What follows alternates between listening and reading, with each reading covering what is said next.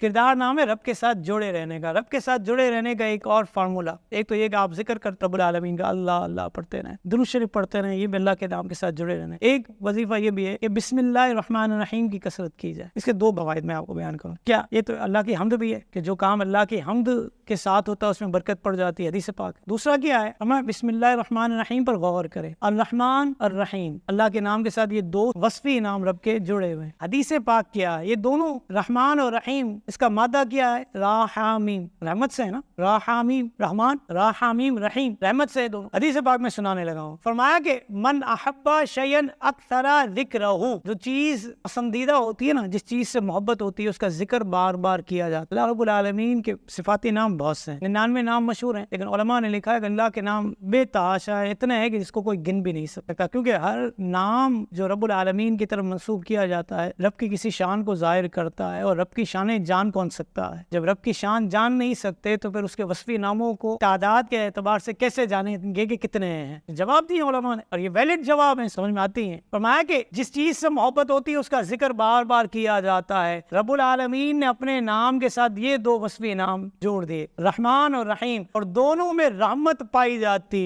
ہے. گویا کہ جب بندہ بسم اللہ الرحمن الرحیم پڑھ رہا ہے تو رب کی رحمت کو پکار رہا ہے, بار بار رب کی رحمت کی ندائیں ہیں, اور یہ ندائیں جب بار بار ہوتی ہیں اللہ تعالیٰ جو ہے اس کو پسند فرماتا ہے اور رحمت کے دروازے کھلتے ہیں. کس طرح کھلتے ہیں میں ایک اور چیز سمجھاؤں آپ. سائنس آج ایک بات کرتی ہے, وہ کیا کرتی ہے, کہتی ہے بچہ ماں کے پیٹ میں ہوتا ہے, خون کا لوتھڑا ہوتا ہے, اس کی غذا کیا ہوتی ہے, خون ہی ہوتی ہے. یعنی رب العالمین کی رحمت دیکھیے کہ جب ماں کے پیٹ میں بچہ ہے تو خون کے لوتھڑے کی صورت میں ہے, اور اس کی غذا بھی رب العالمین نے خون ہی رکھی. یہ رب کی رحمت نہیں ہے. جو رب ماں کے پیٹ میں غذا دینے پر قادر ہے خون کے ذریعے, حالانکہ وہ ہوتا ہے خون کے لوتھڑے کی صورت میں ہے. ہم نے کہا کہ جب یہ اس دنیا میں آئے گا تو رب العالمین اس کا رزق نہیں دے گا کیا. اور پھر وہ حدیثیں جو میں نے اور آپ نے بارہا سنی, علماء نے بیان کی کہ اس کا رزق لکھ دیا جاتا ہے, اس کی وفات لکھ دی جاتی ہے, اس کے سارے جو ہے وہ معاملات جو ضروری ہیں وہ لکھ دیے جاتے ہیں. یہ رب العالمین کی طرف سے رحمت ہے. لیکن پھر بھی انسان جلد بازی کرتا ہے, جس طرح اس یہودی نے کیا, اور جو ہے وہ زرہ چرا لی. لیکن اس کی زرہ چرانا میں نے کہا کہ اس کے لیے ایمان کے لانے کا سبب اور ذریعہ بنا. جلد بازی نہیں کرنی چاہیے. ایک اس طرح کی روایت حضرت علی کے نام سے اور بھی منسوب کی جاتی ہے. حضرت علی رضی اللہ تعالیٰ عنہ نے کسی کو کسی کام پر متعین کیا تھا, ذہن بنایا تھا کہ میں 2 درہم دے دوں گا. واپس آئے تو دیکھا کہ وہ آپ کی زین لے کر چلا گیا. بازار کی طرف گئے تو وہی زین آپ کو باہر بازار میں دکان پر لٹکی بھی نظر آئی. فرمایا یہ کتنے کی؟ فرمایا ابھی بھی ایک بدو جو ہے وہ بیچ کر گیا ہے. کتنے کی؟ میں 2 درہم کی. فرمایا میں تجھے اتنے ہی دینے والا تھا, لیکن تو نے جو ہے وہ جلد بازی کی. خلق الانسان من عجل, انسان جلد باز پیدا کیا گیا ہے. رزق تو ملنا ہی تھا, مقدر میں لکھا ہی ہوا تھا, لیکن اس نے جلد بازی کر کے اپنے